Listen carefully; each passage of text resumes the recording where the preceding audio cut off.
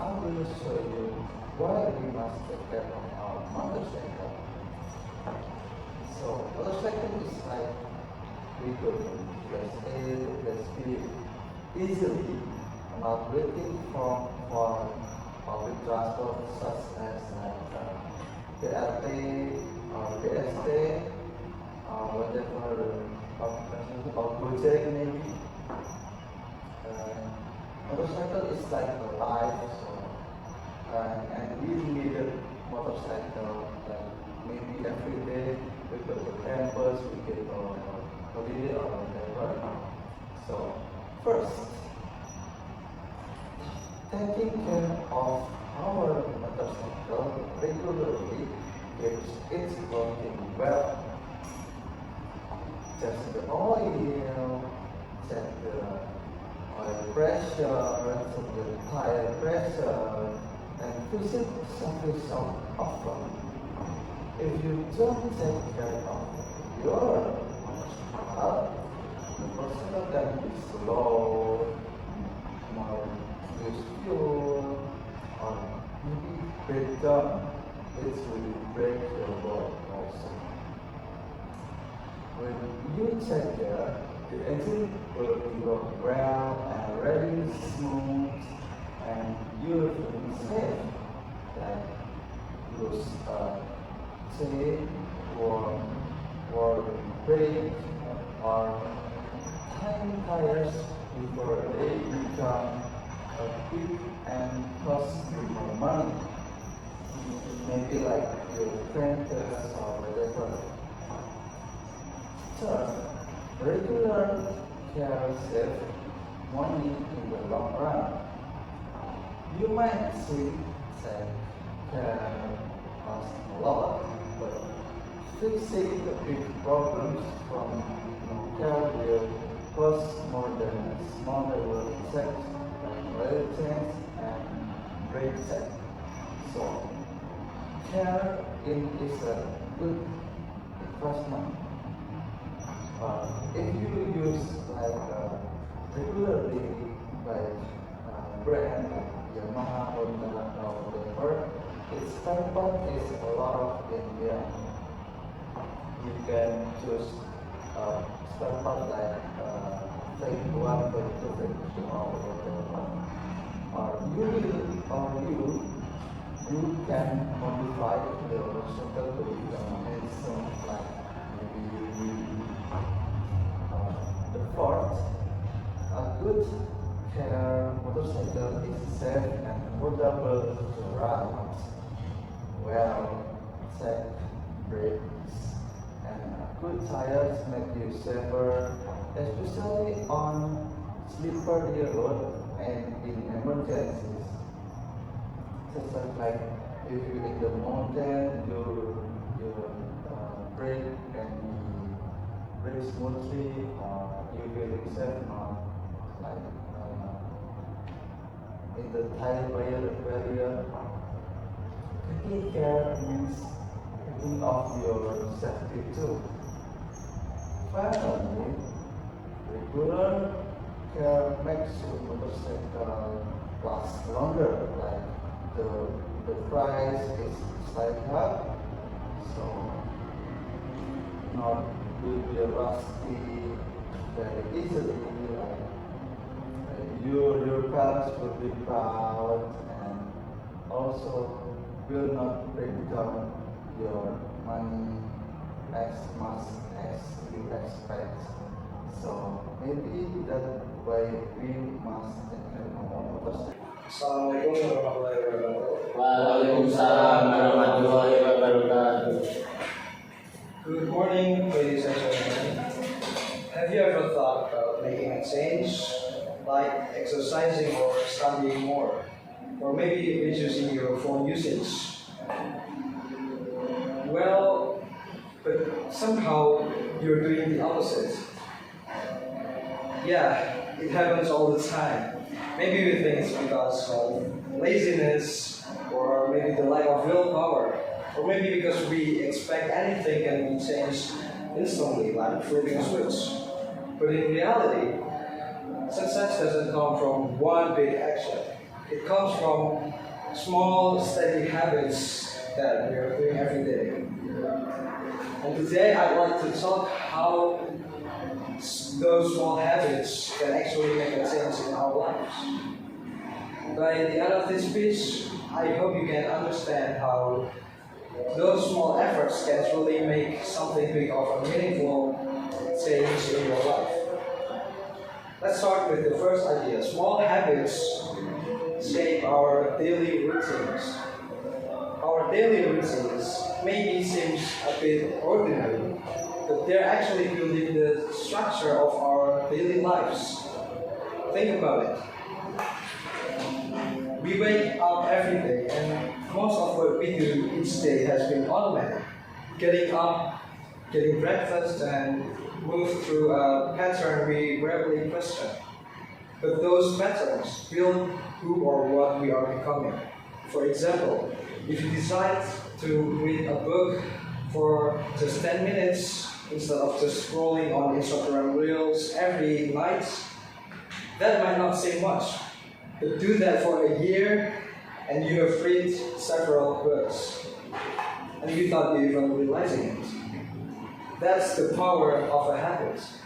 It makes improvement effortless once it becomes part of your small daily routines. Next idea, consistent habits build discipline. If you suddenly decide to run 5 kilometers a day, it may feel impossible after a week, or maybe even after just trying it once. It'll be easier to stay consistent if you decide to start with something smaller. Like walking around your house, and every time you keep that promise to yourself, even when you don't feel like it, you'll build mental strength. Over time, that consistency will turn into discipline, and discipline builds resilience. You will be able to keep going even when things get hard. You will start to realize that success isn't about doing it perfectly once, but about doing it repeatedly. And the final idea, small habits add up because of compounding. Let's say we have two students who have different habits. One student studies for 15 minutes every night, and the other student studies a night before an exam. After a few days, there might not be a big of a difference between them. But after a few months, the first student has built hours of review, while the other student is stressed and cramming. That's the power of compounding. Tiny improvement that multiply over time. It's like planting a seed. The results won't come right away, but we have to take little care over it every day, and one day it will grow into something big. So, how do you start building better habits? We start with something small and stay consistent with it. Don't wait for the perfect time. Do one small action, something simple, like reading one page of a book, drinking more water, anything. Do it every day and until it feels natural, until it becomes a part of your daily routine. Once it's a part of your life, add another one. To wrap up, I want you to remember this. Big change doesn't come from one huge move. It comes from small and steady steps. Those little steps, those little things you're doing every day, your routines, habits, and mindset are what shaping your future, what you will become one day. So if you want to improve, start it small, but do it today. Because one small step forward, taken every day, will take you farther than you can imagine. Thank you very much.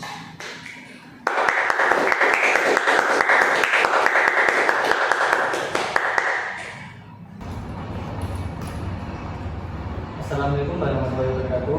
Waalaikumsalam. Good morning, ladies and gentlemen. my name is Muhammad Radi, Today I want to discuss why football training is so important for the youth. But it's so important because it's the process of training in football not only strength the body but also builds the character, teamwork. There is even the possibility for the better future. First, let's start about physical health. Football improves running, jumping, kicking, and balance. All the exercise will have to keep your maintenance fitness. Make us strong and increase your stamina. Children who play football regular are health and they're less likely to slip and grow. Standardly lifestyle dominated by gadget. Second, football develop mental toughness and character. In training players learn discipline, responsibility for their position, and not giving up when we face difficulties in the field. There are the quality you need in school and in life. Third, football promotes teamwork and social interaction. No player is above to win a game by alone. Victor requesting communication, strategy, and unity. And skill. Victor requesting communication, strategy, and unity. The teacher children to respect other player and team and not be self. Fourth, football career was to success and for football characters was to success and career. Many successful players gain their character with a regular hard training at young age. With many other opposition such as coach, referee, commentator, club manager for those who never quit making as player sport work of player and career communities. Football exam can open the door to a great future. Finally, football offers a little something in the way of what happened in our young up strong. Talent straight, their that may bring pride to the family. But two of the world, football can bring people together and be national competition. Just think what Indonesia as whole in the S pride. Ladies and gentlemen, clearly when we look at everything we country, you can see it's not just about team battle on the football field. It is about health, discipline, teamwork, success, and serving the community. Plus, contrary that youth to get improved in football training activities, whether it's through football, school, club, or communities in infinity. We are therefore shaping a generation that will be strong with body and mind, that will work together and will make our country bright. Wassalamualaikum warahmatullahi wabarakatuh. Waalaikumsalam warahmatullahi wabarakatuh.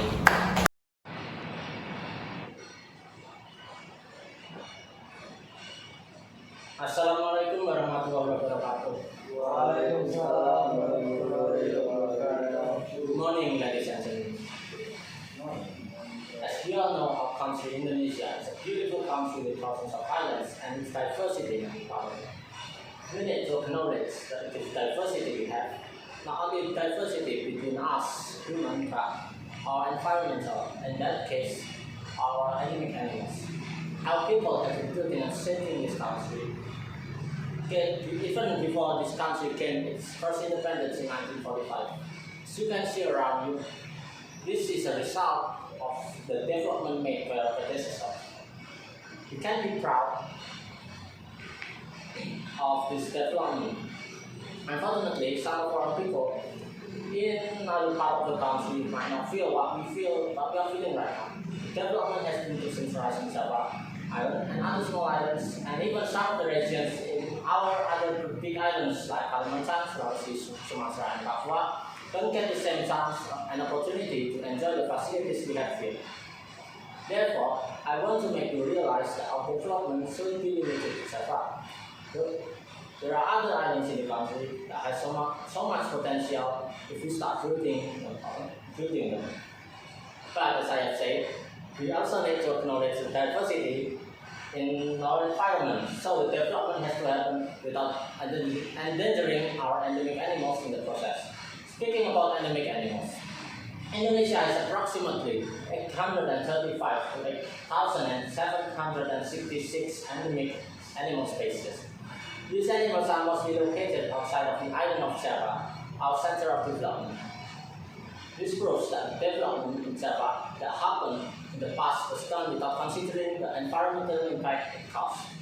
This can happen again when we want to develop in other islands that need our attention. It allows to preserve and support the development without endangering the endemic animals. Recently, we have heard about the building of Ibu Kota Nusantara, or IKN, that was done without considering the environmental effects. Thailand has said that 77,000 territories in IKN are home to wild animals. There is also an unstoppable threat of floods since, while he said, changes in forests and watershed landscapes will damage the natural hydrological system. The development has to consider the factors also in order to preserve all this diversity. If we are talking about Kalimantan's development in particular, we must also realize that there are no railways there. Railways are always important for the economic sector and other sectors. Having no railways in it was just a disappointment. Actually, this railways issue also happened in many parts of the country, especially in the east of Indonesia, including Papua, Nusa Tenggara, Bali, and more. We also need to build more schools in the more rural parts of Indonesia, like Aceh, Papua, Nusa Tenggara, and East Kalimantan. Because children there need education, and the nation has to be there to provide it. Imagine if every child in the country got a proper education. Most of the nation's problems could be solved without having to call an expert from a group. That might at least lead to a significant decline in crime rates and an increase in the quality of human resources. We also need to highlight the lack of healthcare in some of the rural areas. Because healthcare is important to increase life expectancy and prosperity on our civilians. Ladies and gentlemen, to look ahead for the future of the country, we need to develop more outside of Java Island. As I stated earlier, we can imagine the rich potential of developing in less urban areas like in Java. With a strong economy, when we build railways, the increasing quality of our human resource occurs when we open more schools, and the increasing prosperity of our people with proper health care in rural areas will become a great nation. And I can assure you that the future will be bright. But as I also stated, this development shouldn't overlook any environmental issues that might occur in the process. Therefore, I would say that we should balance the map that benefits all, that benefits our civilians and our natural resources. Thank you for your attention. Wassalamualaikum warahmatullahi wabarakatuh. Waalaikumsalam warahmatullahi wabarakatuh.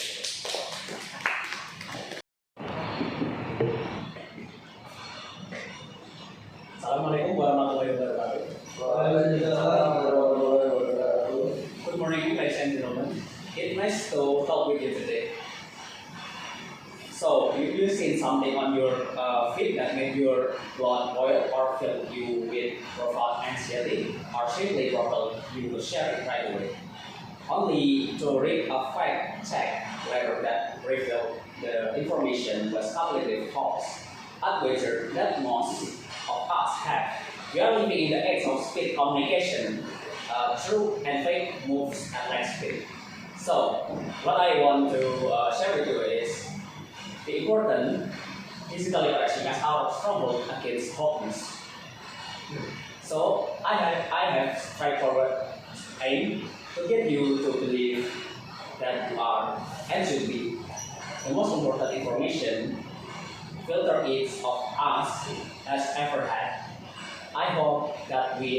come away from this talk a little bit smarter, a little bit more critical, a little bit more responsible about how we use the digital world. Because at the end of this day, digital literacy is something that everyone needs to have if they want to guard themselves against the harmful perils of fake news. So, ladies and gentlemen, fake news is not a misprint or harmless oversight. It's poison being deliberately disseminated to manipulate public opinion, stoke fear, and cause widespread disunity. And then, think of the consequences. Hoaxes around health have made people too afraid to get vaccinated. Hoaxes about social and ethnic tension have spurred community violence. And political hoaxes weaken the very foundation of our democracy with troubling regularity. The pace of social media leaves us open, and who is to say we are so emotional, angry, or excited before we even pause. When you press that the share button, you become a distributor of false information at no cost. We have no understand there is a powerful anti-danger out there. So, how do we guard against the digital poison? The answer is inside us. So, our personal protective barrier, cultivating critical thinking, digital literacy. Our protector is digital literacy is the digital literacy shield that is our protection. A lot of people think digital literacy just means knowing how to use a smartphone or social media, but it goes much deeper. Digital literacy is the ability to access, evaluate, and use information for good and in an ethical way. The core principle is critical thinking. When we receive information on our feed, we have to stop, grab, and asking ourselves, who is saying this? What is their evidence? What is their agenda? With these few things, we are no longer passive consumer of information, but rather gatekeepers. We make a choice about what to let in and what to throw out. So let's turn these 3 steps into new digital habits. Step 1, source. Not just the headline, don't trust a screenshot or a post by an anonymous account. Ensure the story is from a legitimate new organization, not a suspicious blog. And the step 2 is let's check the date and the picture. Hoaxes rely on old news or photos that we have misprinted. If a headline looks overhyped, go all the way through the story to see their alignment. Use tools such as a Google reverse image search to confirm whether the image is real and is being misused or taken out of context. And then the last, step 3, cross-check with official agencies. It's a new story about a government policy, health, emergency, look for it on the official website that I can see. Don't trust those forward chain messages. If in doubt, don't stop it with you. Following these 3 steps isn't only for your own safety, but also for the safety of those around us. Ladies and gentlemen, the takeaway we need to have from this hoaxes are dangerous. Digital literacy is our defense. That defense is engaged through first and the step. Check the source, confirm the info, and stop sharing if you are still unsure. Our important central idea is digital literacy is a vital skill for everyone to protect themselves from the harmful effects of hoaxes. Fighting hoaxes is our duty for all of us. We will never delete all hoaxes from the internet, but we can stop the chains of dissemination. As of today, let us pledge to be digital literacy ambassadors in our families, friends, and also the communities. Be smart in digital world. Pause before you share, before you like, think. That's all from me. Thank you so much, ladies and gentlemen. Wassalamualaikum warahmatullahi wabarakatuh.